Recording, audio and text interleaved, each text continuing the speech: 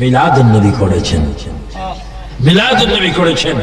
শুধু মিলাদুন নবী করেন, লিফলেটে লিখেছেন ইয়া রাসূলুল্লাহ। জোরে বলেন কি লিখেছেন? কোন আলেমের মুখে যদি এই কথা শোনেন, নারায়ে তাকবীর, আল্লাহু আকবার, দ্বীন ইসলাম জিন্দাবাদ, বাংলাদেশ জিন্দাবাদ, আল কোরআনের আলো ঘরে ঘরে আলো, মনে করবেন তার মতো অন্ধ আর পৃথিবীতে কেউ নেই। কারণ তুমি ইসলামও বললা, কোরআনও বললা, বাংলাদেশও বললা। বাংলাদেশ যেই নবীর খাতিরে হলো, তুমি যেই নবীর খাতিরে হলা, ইসলাম যেই নবীর খাতিরে হলো, কোরআন যেই নবীর জন্য আসলো, তুমি ওই নবীর নাম নিতে যখন বখিলি করেছো, আল্লাহ বলে তোমার মতো ইবাদতওয়ালা বান্দা আমার কোনো দরকার নাই। আবার উচ্চ স্বরে বলুন না ইয়া রাসূলুল্লাহ।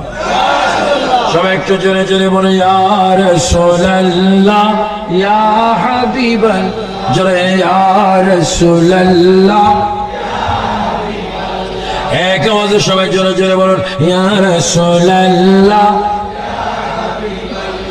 গোসল করায়া কাপন পড়াইয়া, বলেন গোসল করায়া কাপন পড়াইয়া। গোসল করাবে, কাপন, তারপরে কি দোতলায় নিবে? আহা, গোসল শেষ, বিদায় গোসল, বিদায় কাপন। বহু গোসল করেছেন, গোসল করার পরে ড্রেস পোশাক বদলি বলেছেন মা বাচ্চাই, বিবি কি বলেছেন বাদ দেওয়ার জন্য। কিন্তু আজকে আপনার গোসল হয়েছে, তিনটি কাপড় আপনাকে পরিধান করে দেওয়া হয়েছে, কিন্তু ঘরে ঢোকার কোনো সুযোগ না। সন্তান যখন, বাবা যখন মারা যায়, ছেলেরা তখন এক টেবিলে বসে ফয়সালা করে জানাজার টাইম কখন দেওয়া হবে, গোসল কে করাবে, কখন করাবে, সিদ্ধান্ত নেই।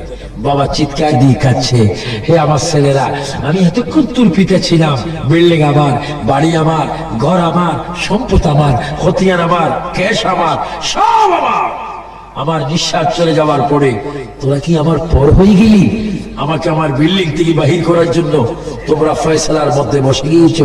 যখন লাশ ঘরের দরজা দিয়ে বাহির করে কিতাবে আসে, বাহিরে শরীয়তের মধ্যে দেখি লাশ তখন একটা চিৎকার দেয়, এ আমার ছেলে, আমাকে আস্তে আস্তে বাহির কর, আমি জলমের মতো বাহির হয়ে যাচ্ছি, আর এই ঘরে আমার ঢুকার কোনো সুযোগ নাই। বাবা কাঁদবে, ছেলে শুনবে না। মদিনার থেকে ডাক দিয়ে বলবে উম্মত, জুরাইরের বাসার থেকে তোমার লাশটা বাইর করে যখন ছেলেরা গোসল দেওয়ার জন্য নিয়ে যাচ্ছে, তুমি কাঁদছো। কিভাবে তুমি কবর থাকবে, কিভাবে তুমি অন্ধকার কবরের মধ্যে তোমার দিনটা কাটাবে? উম্মত, তুমি কেন কাঁদো? এটা তোমার বোকামি। তুমি যখন মরতেছিলে, আজরাইল যখন তোমার সামনে এসেছিল, শয়তান যখন তোমার ঈমানটা নেওয়ার জন্য এসেছে, উম্মত রে, তুমি কি দেখোনি তোমার ডান পাশে আমি দাঁড়িয়েছিলাম?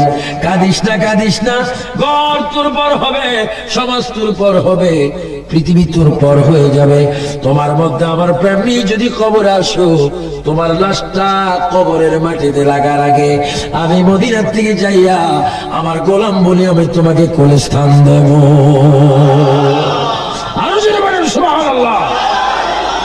সুন্নি মুসলমান ভাইয়েরা, জুরাইনের মুসলমান ভাইয়েরা, বিভিন্ন জেলার ভাইয়েরা আওয়াজ দিয়ে বলেন, সে অন্ধকার কবরে আমরা রাসূলের কুল মুবারকে যাইতে চাই কি চাই না? সবাই একটু জোরে জোরে বলুন, গোসল করাইয়া কাপন পরাইয়া, জোরে, গোসল করাইয়া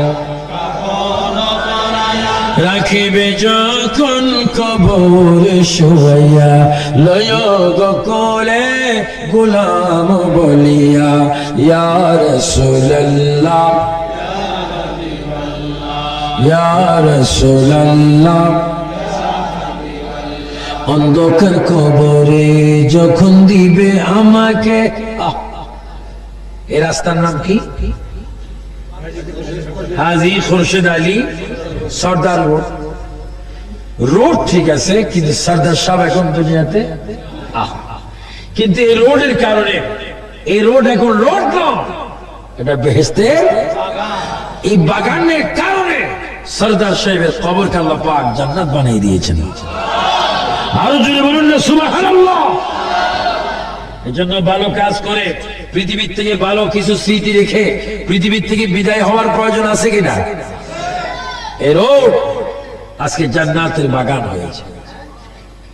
আপনারই নূরের ঝলক লাগিয়া, বলেন, আপনারই নূরের ঝলক লাগিয়া কবরের আধার যাবে চলিয়া।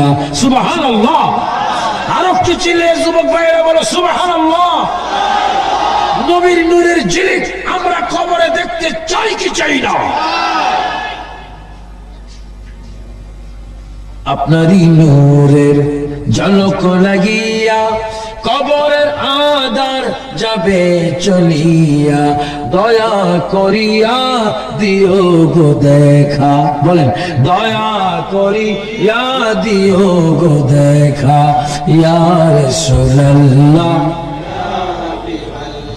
ইয়া রাসূলুল্লাহ। গভীর মনোযোগ। মা আমেনা বলেন, আমার পেটের ভিতরে আখিরি জামানার নবী নূর মুবারক প্রবেশ করার পরে আমি ওযু করতে গেলাম, পানির কূপের সামনে গেলাম। পানির কূপের সামনে যাওয়ার পরে জমজমের পাশে একটা কূপের কাছে আমি গেলাম। প্রতিদিন সেখানে বালতি দিয়ে আমি পানি তুলি। আজকে দেখে পানি তুলতে হয় না, পানি অটোমেটিক আমার কদমের কাছে চলে এসে গেছে। পানি আমাকে সালাম দিচ্ছে। পানি বলে, আমেনা, ও আমেনা, তুমি ধন্য, তোমার তকদির ভালো।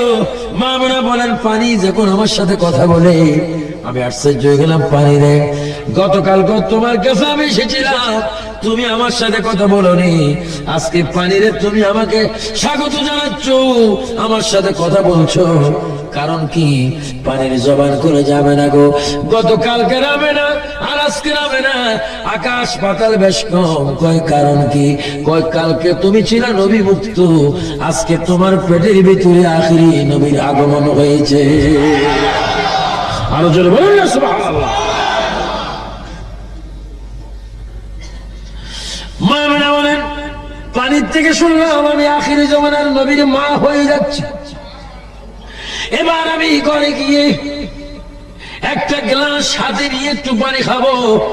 হঠাৎ করে দেখি হাতটা যখন আমি গ্লাসের দিকে নিচ্ছি, গ্লাসটা অটোমেটিক আমার হাতে চলে আসছে। পানির কাছে যখন যাচ্ছি, পানি অটোমেটিক গ্লাসটা ফুল হয়ে গেছে। আমি বললাম, কিরে গ্লাস, তুমি আমার হাতে এসে যাও। পানি অফসাব এসে যায়। কারণ কি? পানি গ্লাস যৌথভাবে জবাব দিচ্ছে, আমেনা গো, এই জন্য তুমি আজকে আনন্দের সাগরে পড়েছো, তুমি রহমতুল আলামিনের মা হয়ে গেছো। আল্লাহু আকবার, আল্লাহু আকবার। এখন আমার নবী দুনিয়াতে আসেনি, এখনো মায়ের গর্বে। এই ঈদে মিলাদুন নবীর আলোচনা করতেছি। নবীজি আমার জিজ্ঞাসা করবে, আবু সুফিয়ান, আমি কি অন্যায় করেছিলাম? আমার জুরাইনের, আমার আশেক বয়েস ক্লাবের উম্মতেরা এত মহাব্বত করে মাহফিল করেছে, তুমি একটু মিলাদুন নবীর কথা বললা না। আমি কি তোমার এমন কি অপরাধ করেছি? আজকে যদি আমি তোমাকে সুপারিশ না করি, তুমি কি করবা? এজন্য মিলাদুন নবীর কথাটা আপনাদের কাছে তুলে ধরতেছি আমার ভাইয়েরা। মা বোনেরা এইভাবে বলেন, আমি পাথরের কাছে যাই, পাথর আমাকে সিজদা করে, বৃক্ষ আমাকে সিজদা করে, হরিণ আমাকে সিজদা করে, বাঘ আমাকে সিজদা করে, পানি আমাকে সিজদা করে। অর্থাৎ যেই দিকে যাই শুধু দুরূদ শরীফের আওয়াজ শুনি। আর হঠাৎ করে আমি আওয়াজ শুনতে পাই, আমেনা খামোশ, তুমি আখিরি জামানার নবীর মা, তুমি চলাফেরা করতে সাবধান। যেরকম সুবহানাল্লাহ। মা আমেনা বলেন, এইভাবে কয়েক মাস অতীত হল। এবার হঠাৎ করে আমি একদিন ঘুমাইলাম, ঘুমের ঘরে দেখি একটা বুড়া মানুষ, দুই একটা দাড়ি পাকা, খুব লম্বা। কত লম্বা? 120 হাত। জোরে বলে 120 হাত।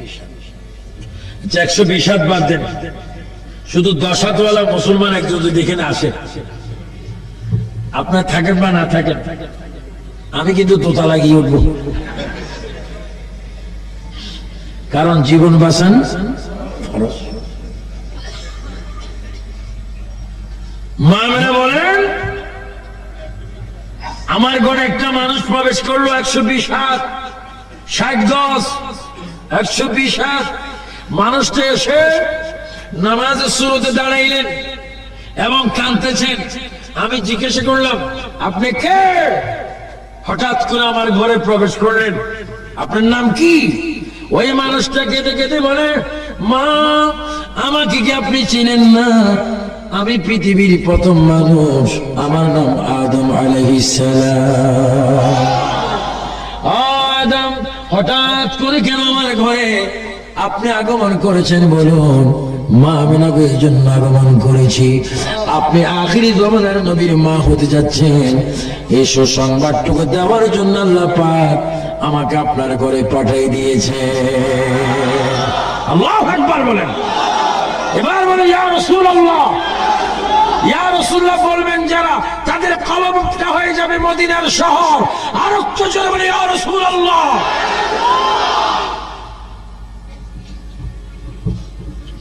মা মেনা বলেন, আদম আলাইহিস সালাম চলে গেলেন।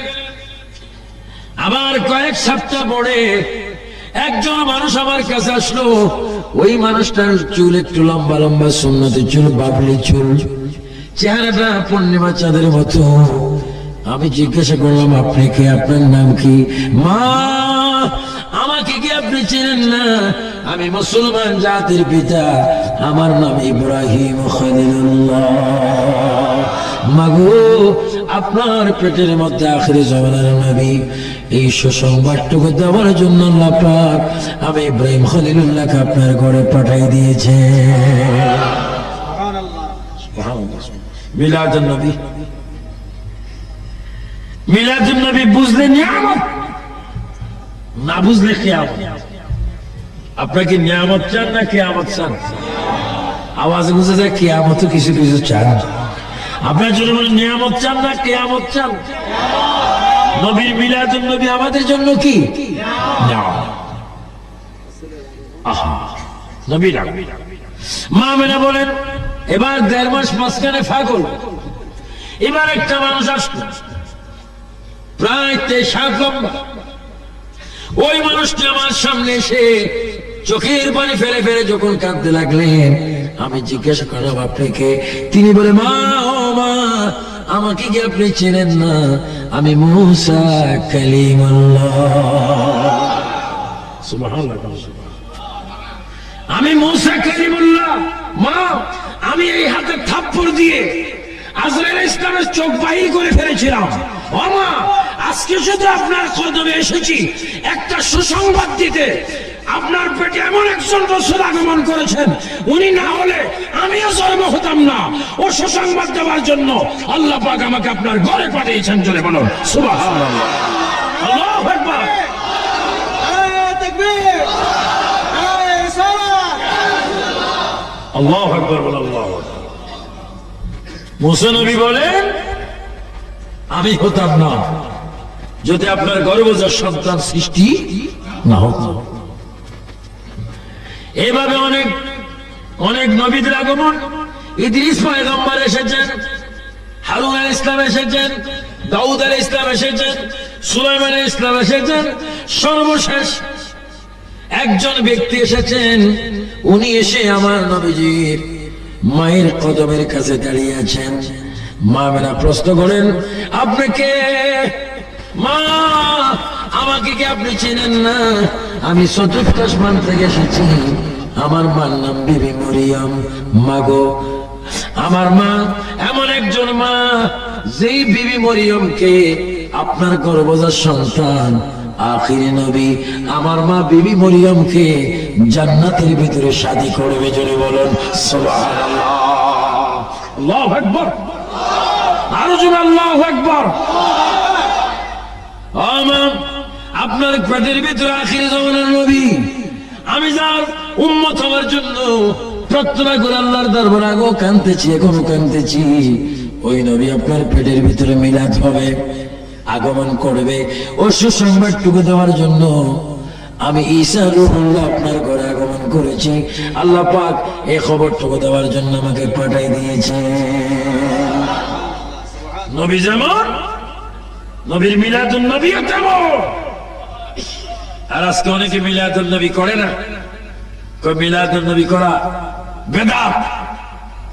মিলাদুন নবী করে বেদাত না, মিলাদুন নবী করে ইবাদত। যদি বলেন মিলাদুন নবী করা কি, আপনি কি বেদাত চান না ইবাদত চান? যিকরুল আম্বিয়া, হাদিস শোনো, যিকরুল আম্বিয়া মিনাল ইবাদাতি ওয়া যিকরুস সালিহিন কাফারা। নবীদের জিকির করলে ইবাদত হয়। মা বোনা বলেন, এত খবর শোনার পরও আমার পুত্রদা আমার পেটে আছে, আমি মা খোদার কসম আমি নিজে বলতে পারি না। আপনারা বলুন তো দেখি, কসম দিয়ে বলেন, জুরাইনের এই 3 দিন ব্যাপী ঈদ মিলাদুন নবী সাল্লাল্লাহু আলাইহি ওয়াসাল্লাম উপলক্ষে 3 দিন ব্যাপী 13তম এই ইসলামী মহাসম্মেলনে বসে বলেন, আপনাদের কাঁধে 2 জন ফেরেশতা আছে কিনা? আছে। জোরে বলেন কয়জন? 2 জন। সকলের কাঁধে কয়জন করে? 2 জন। কয় কেজি? কয় মন? কয় টন?